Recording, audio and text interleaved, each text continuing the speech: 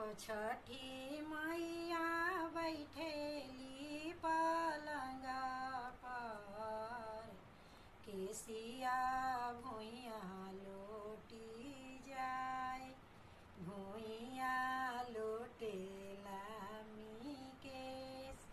सुनाए दशरथ बाबू दुलरुआ, केसिया देहुना बटोर, केसिया देहुना बटोर। जाहूँ